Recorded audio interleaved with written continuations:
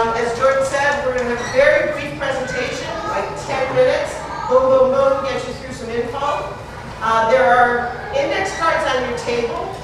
If you have a question that occurs to you or you came with a question, please fill that out and get your questions to Liz there in the back, or Phil, or Gloria. They're going to be collecting the questions. Then I'm going to hand the microphone over to Jordan. He's going to manage the Q&A with our panel of Forest Park residents and experts. And we'll do that, like he said, for about 15 minutes. The biggest part that we really wanted to leave a lot of time for is the last half hour. We'll all stay here and you can mix and mingle and come up to any of us with a name tag on, and we'll do our best to answer your questions. Okay? So we're here tonight to urge you please to vote yes to prohibit video gambling in Forest Park. Next slide. Let's go. So who we are Let Forest Park Vote. We're a group of Forest Park residents. We don't take any outside money. We're funded by ourselves and other residents of Forest Park, with some former residents also contributing, some people who work here but don't live here, and then my mother. She gave 50 bucks, I think. So it was a total guilt, Mom, I'm doing this thing. Okay, I'll give you.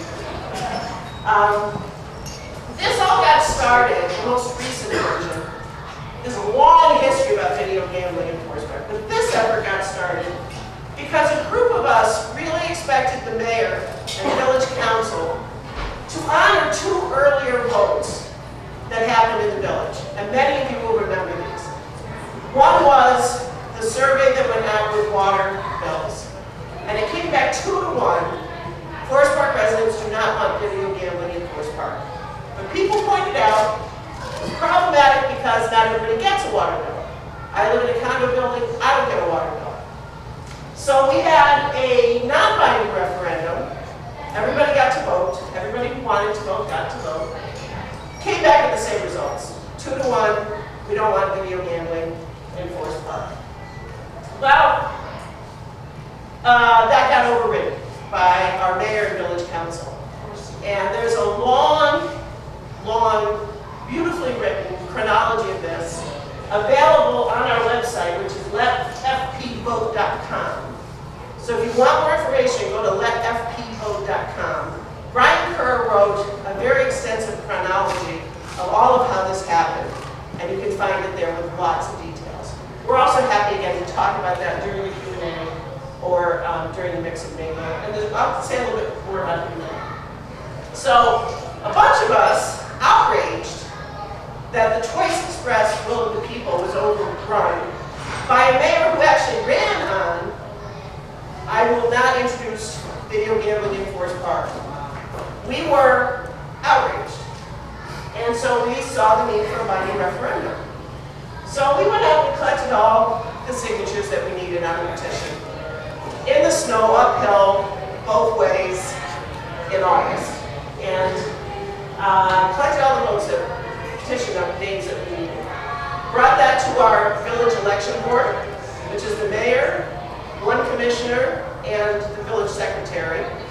And they said at the meeting that the number of registered voters we had been given by Cook County was too low, because it did not include inactive voters. So what we thought was 25% of registered voters, which was a very high mark, we had collected that and more, was in fact deemed insufficient by our local elections board. Well, you can guess we were disappointed, but we were not daunted. Well, we were a little daunted. But we went back and we did it a second time, this time uphill both ways in the blistering sun of December or something. And we got all those petitions signed again with a large number. Brought it back to village council, and they said, 6 of your sheets are invalid, so the whole petition is invalid. So we hired a lawyer. And this ended up going all the way to the Illinois Supreme Court. But it was the last appellate court before the Supreme Court, which is it is a thing of beauty, this decision that they wrote. I go back and read it every now and then, but I think I've had a wasted life. Because they said in no uncertain terms, put this referendum on the ballot. The residents of Forest Park get to vote, yes or no, in a binding referendum this coming November 6th. My granddaughter told me I should smile more when I do this. So, long history of our vote being blocked by moneyed interests, in cooperation, frankly, with some people at Village Hall. But since we persisted, we all get to vote now on November 6th, or sooner. Yay! We'll see. A number of folks actually already voted today, so you can vote now for this. Okay, next slide. So, a few things get tossed about with video gambling. You'll notice Liz is niggling here because she wants to get her questions if you have them. Hand them to Liz so we can get them to Jordan. Lady in green. Lady in green. People say, well, there's no tacky sign, so I'm fine. Well, there is actually no way to prevent the tacky signs. This is at best a gentleman's agreement that the bar owners have said we won't do the tacky signs. But all it takes is one bar owner to decide, you know, I kind of need the tacky signs because, well, of course, they wouldn't call them tacky. I need the signs because that'll show people that I have gambling and they can come in. That opens the floodgates. Our own village attorney said a challenge to this gentleman's agreement will not hold up a First Amendment challenge. They can't ban the tacky signs. All it would take is a bar owner to sell a bar, and the new person coming in to say, I didn't agree with that, I want the signs. I love Berwyn. I don't love the south side of Roosevelt Avenue in Berwyn. If you want to see what the signage looks like, take a slow walk. Take a walk on the north side, because you've got to have a little perspective to see it. If you walk down the north side of Roosevelt Avenue in Oak Park and you're looking at Berwyn, that's what our streets will look like when this signage agreement falls apart. The gambling lobby has also made a lot of false promises, as they always do, right? How many of you lost money buying your lotto tickets this week, right? $2, $2, $2. Well, you know, it's all fun and games. And honestly, I love to gamble. My Irish grandmother taught me how to play Texas Hold'em, right? Friendly game of poker, I'm there. But when they told us if you have video gambling, your property taxes will go down. Your fees won't go up. They lied to us. My property taxes and my fees went up precipitously this year. And I think that was the experience across the village. So it's not true that video gambling is going to solve the village's revenue problem, just as the lotto never solved Illinois' education funding problems, right? It's always false promises. Video gambling is a bad bet for Forest Park. Notice the pun? The losses gamblers have to incur for us to get a very small amount of money are gobsmacking. For the village to net $50,000, your friends and neighbors, because that's who's gambling, it's our friends and neighbors, and we love them. We just don't think they should have to lose $1 million for the village to net $50,000. We get 5 cents on every dollar. That's how it works out. Now, when you say 5 cents on a dollar, it's a higher return. But when it's $50,000 and people have to lose, not play, lose $1 million, that's predatory, that's regressive, and it's really bad public policy. The last thing we have to point out is, people say, oh, well, there's no gambling cafes. Darren, you look lovely up there. There's no gambling cafes, those are banned. They're not banned. In fact, if I want to open Kate's Crazy Corner and get to video gambling, all I have to do is open Kate's Crazy Corner and operate for a year as a bar and restaurant and apply for one of these special licenses. They're not banned. So we can have Lucy's Lotto, and we can have Silly Stacy's, and you know, they're all named for a target audience of frankly people like me. Women of, as they used to say, a certain age, of relatively modest means, who don't always feel safe in a bar, which I get. I actually don't feel unsafe in a bar, but a lot of women don't want to go into these bars and places. You'll see all these cute little names. Those are not banned in Forest Park. They're lying to you when they tell you they're banned. They're not. Next page. We've got tons of research. If you go, again, we put our website up here. letfpvote.com. These are just 3 of the pieces you can find there. There's a wonderful piece of research by a group of academics at the University of Illinois in Urbana-Champaign that proves beautifully, using Chicago and surrounding areas as their laboratory, that video gambling does in fact increase property and violent crimes by about 7%. It's a beautiful piece of work. I can't do it justice. Just let me say, you need to read this piece of work because it's so clearly argued and so well documented. These are also new crimes. It's not that crime moves. These are actually, it's creating new crimes. The crimes persist over time. And they have shown that the farther away you get from video gambling consoles, the crime goes down. So it's really clear that this is attributable to the pop-up of video gambling in these areas. There's a great study. Now, there's not a lot of studies in the U.S. about gambling because the gambling lobby shuts them down, just like the gun lobby won't let us do gun research with public money. The gambling lobby makes sure that we don't get to do gambling research. But there's a great study from 1999, also available at letfpvote.com. Thank you, Vanna. That shows that convenience gambling, which includes slot machines and video gambling, creates jurisdictions competing for the gambling dollar. We've seen this. One of the arguments we hear is, we have to have it, Berwyn has it. We have to have it, North Riverside has it, right? Everybody's competing for the same gambling dollar. It ends up having shrinking social benefits because we're not actually increasing the number of people who gamble, we're just spreading them out thinner. But they get overwhelmed by rising social costs, and those all end up on local government, right? Forest Park gets very little income, but we take virtually all of the rest. Whether it's crime, whether it's loss of income, whether it's the issue of gambling addiction, which again for me is actually a minor part of this, but if you have a gambling addict in your family, it's a big part of this for you. Finally, the one that really gets me is these slot machines. They are purposely designed to keep you sitting there. Any of you who have young children or teenagers have seen this phenomenon. My grandson, Sam, it's time for dinner. I gotta get one more level, Grandma. I gotta get one more level. I'll be there in a minute, Grandma. I just gotta win this one prize, Grandma. Right? Put the thing down. The gambling lobby has taken that to an art form.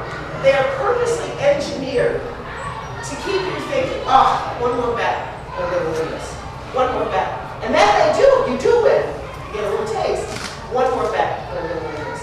So what we have is a predatory practice with regressive results for Forest Park. It's bad public policy.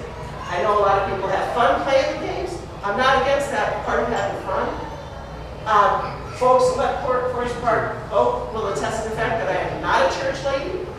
I am very proud of myself that I have not used a single dirty word since I began speaking today. But you need to know this is regressive and predatory. Next one. So here's the long and short of it for us in Left Forest Park Code. Video gambling hurts a lot more people than it helps. The village gets very little benefit. The gambling lobby devoted a lot of time and money to ensure that we could not have a vote. That by itself has ticked a lot of people off. There were a lot of people who were on the fence, but when they saw the effort and the money that was going into saying you can't even vote on it, they said, no, I'm not okay with that. I'm voting yes to prohibit video games. We believe the village leaders should not rely on a low-return regressive revenue source, but they should develop, and we're hoping this comes up in the mayoral races coming forward in these next few months. We want them to develop an honest, transparent, multi-year financial plan that takes a hard look at both revenue and expenses and engages those of us who are residents, along with business and government, in saying where do we want Forest Park to grow. Next. This is what we want. We believe Forest Park can continue to be, and actually can become even more vibrant, forward-looking, family-friendly, full of new and interesting shops and bars and restaurants that create the small-town charm that those of you who were born and raised here stayed here for, those of us who came in from elsewhere moved here for, and that's why we want you to vote yes. Shall video gaming, I'm sorry, that was the cleanup word. Shall video gaming be prohibited in the village of Forest Park, Illinois, vote yes. Vote yes on November 6th, or sooner, should you vote then. With that, I'm handing it over to Jordan, and we'll take some questions.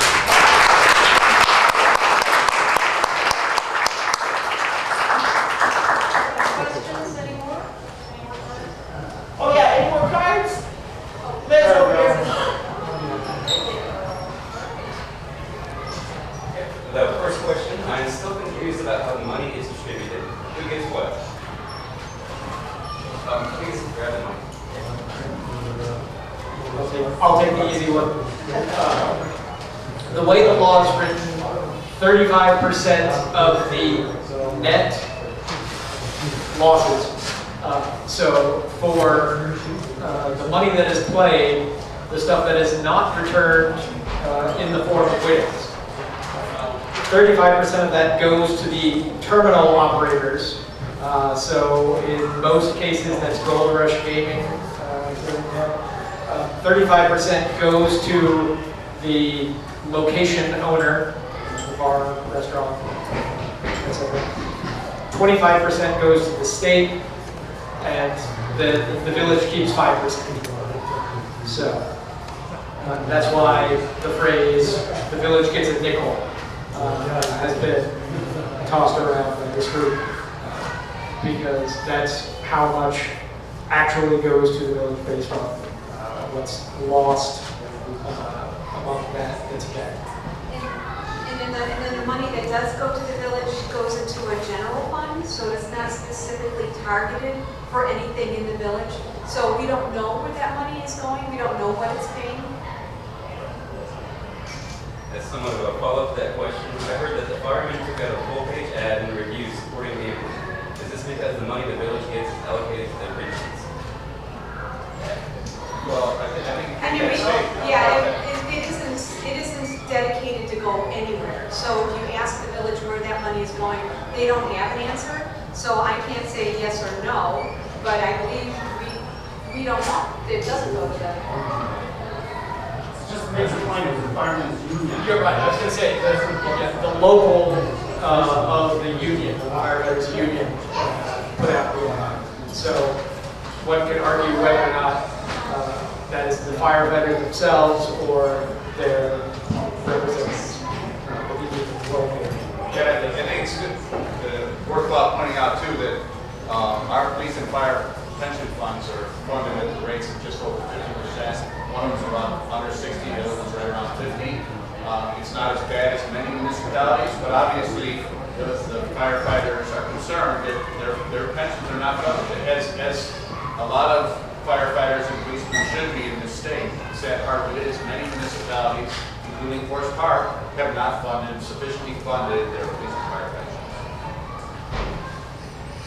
What will you do if the vote supports the emblem? I can say, personally, I'm not moving.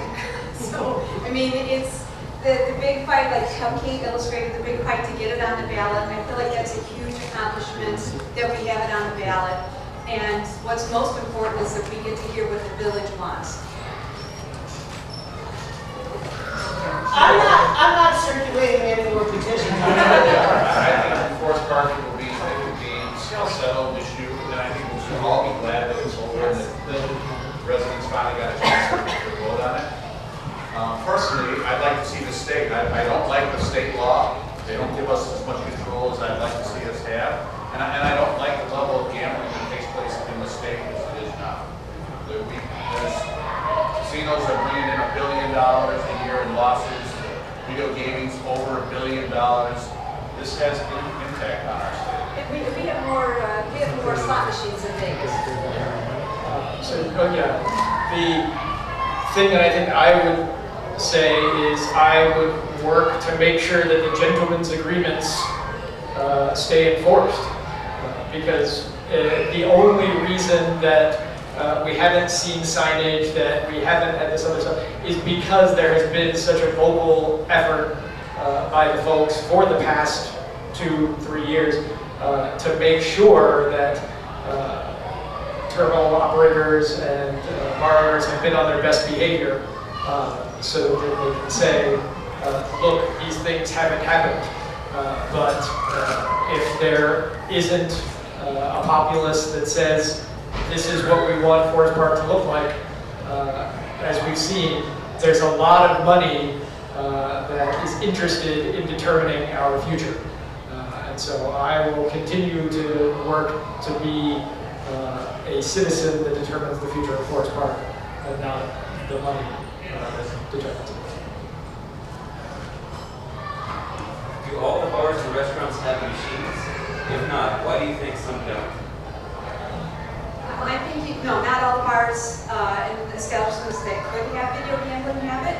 And in fact, there's been a couple of establishments that had it and have since either closed or gotten rid of it. You'd have to ask those individual establishment owners why they got rid of it. When the issue was first being discussed about the type of liquor license classification, I'm going to get the numbers wrong probably, but the gist is something like 65 Class A licenses, and you needed to have a Class A license to apply for the Class B, which allows you to then have the video gambling.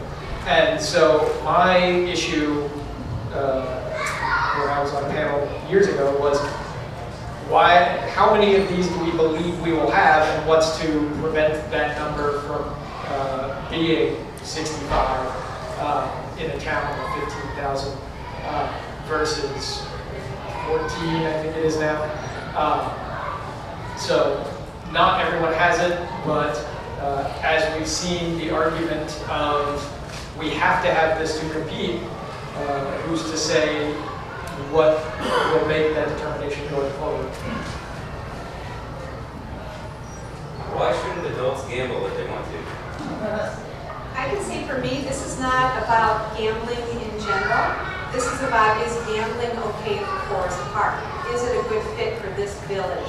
And I know we talked a little bit about, I think along with signage, if the gentleman's agreement were to fall apart and there were to become signs, I think the other important thing is that Forest Park, we have a high concentration of these establishments in one area, on Madison and around Madison. We're not like Berwyn, it's more spread out, or other towns where it would be more diffuse.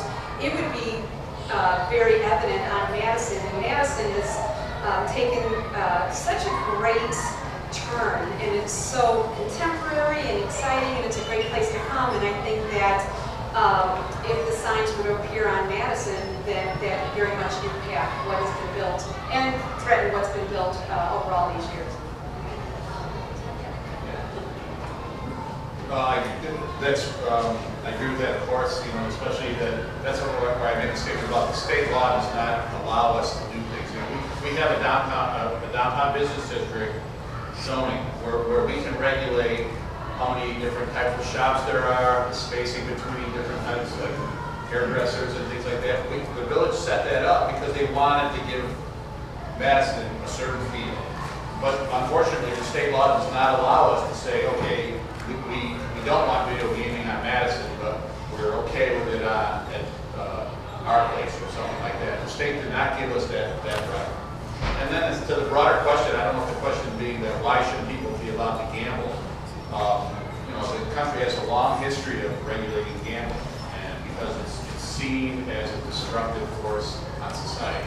So I'm not sure that person is looking for a completely open, no, everyone should be allowed. It's not the victimless crime that people might make it be.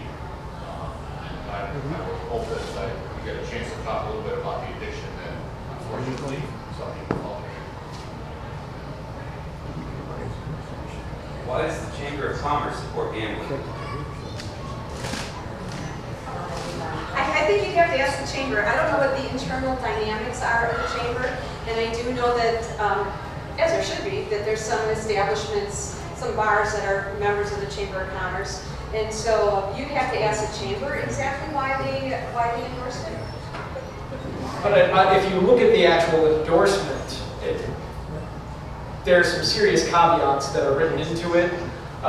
It was the leadership of the chamber that voted, not necessarily all members, and it said as it is currently in place, and we reserve the right to change our mind if circumstances change. So it was not presented as an unalloyed, we love video gambling. And the chamber is a group of business owners, so there's nothing terribly surprising that a group of business owners would argue for the interests of their members.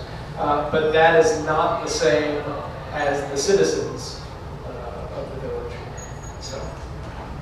And I want to add one thing there too. When you know, the business owners are a community. You know, they're a business affiliation. They meet, they have meetings and luncheons, and share ideas about how they improve our village. So they develop friendships and relationships. When we had the non-binding referendum, and there's just a group of us.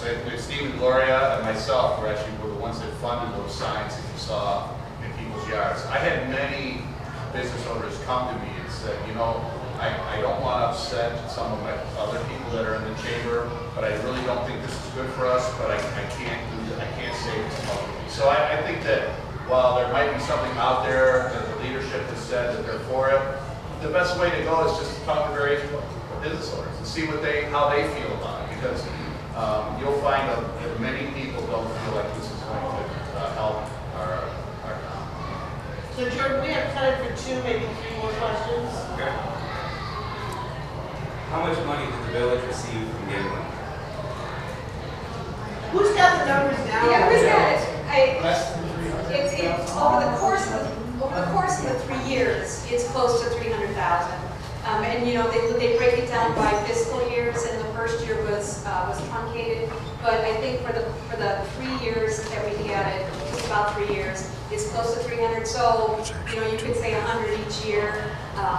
We don't know if it's leveling up. We don't know if it's increasing, but yeah. Does that include how much they pay per machine? That includes the so it's $25 per machine, and then there's $5,000 per establishment. That fee, the $5,000 per establishment, is tied in with the B liquor license. And again, that's something else that might not stand up to a court challenge. And we're not a home rule village, we're not a home rule government. And so to put that kind of a fee on the machines, we're not technically, that's not technically allowed for our kind of village. So if somebody challenged that, it's not guaranteed that that would stand. So that $5,000 per establishment per year could go. That you said it's tied into the fee of liquor license per year? So in order to have video gambling in your facility, you have to have a B license, a B liquor license. And that's kind of how they did the end round to get the sign language in and this fee. Because they knew that that was something that was important to the village. People were like, well, we want to be able to have some sort of language in the signage. So they put it in, they knew that they couldn't put it in as a separate ordinance, so they put it in as a condition for having this B liquor license. But when you look at it, because we're not a home rule form of government, it's doubtful that that would stand a challenge. And I gotta say, this is my personal opinion, when you look at the amount of money that the gambling companies have put into this effort, which is over, it's $60,000 that they, close to $60,000 that they had to report. They haven't had to report how much they paid in legal fees. So who knows how much that cost. So they put in that amount of money just right now, in this past month, for all those flyers they've been getting. I gotta believe that the moment that if this doesn't pass, and if it isn't prohibited, it's not going to take them long to hire an attorney to challenge both the signage and that $5,000 fee. That's my opinion. One thing to point out on this slide that just went up, you'll notice on the left side, that's the Left Forest Park Boat Group. That's funds to date since December of 2016. That's $16,717, which includes the $50 my mother said. On the other side is since August of this year, $63,700. Mostly from 3 gambling companies outside of Forest Park and one that's in New York State, where my mother also lives. She's not connected to that. So we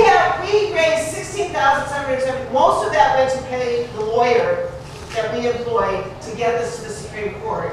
The reason we're still asking for your help with some funding is we have one mailing that I think just went out, and we have those yard signs, and we have some yard signs if people want them. If you still haven't gotten one, we have a handful left.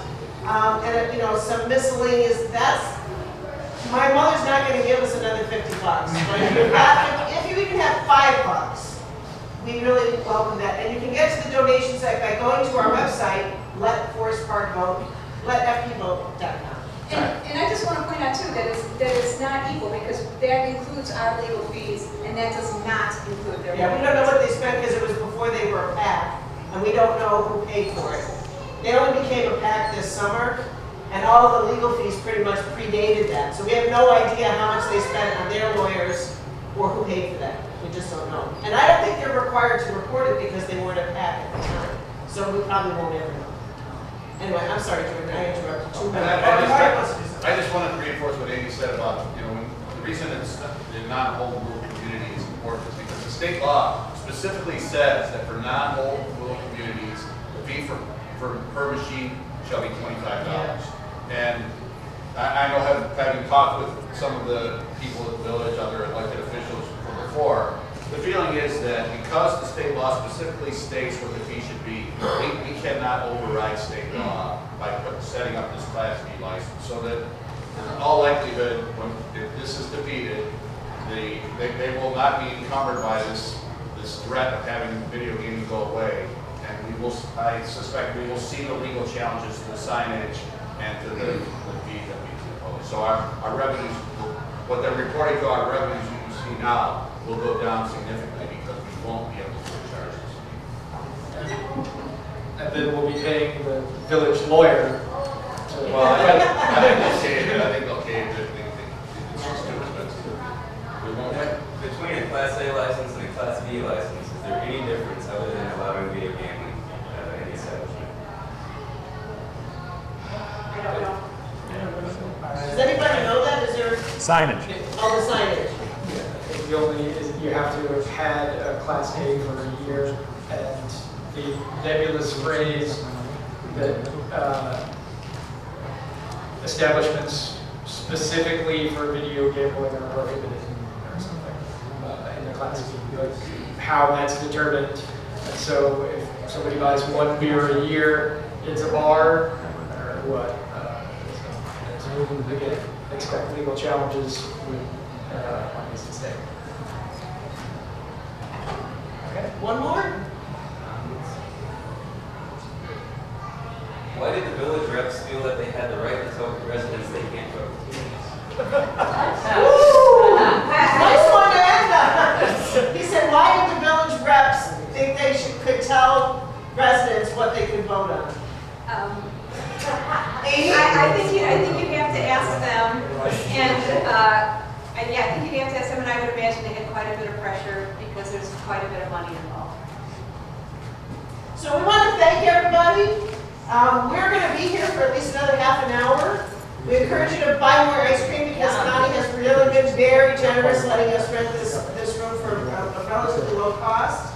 But we're here with the name tags on. If you have any other questions, we're happy to mingle with you and answer your questions. If you want my mother's address to write her thank you note on, but otherwise, that's what we got, and we're glad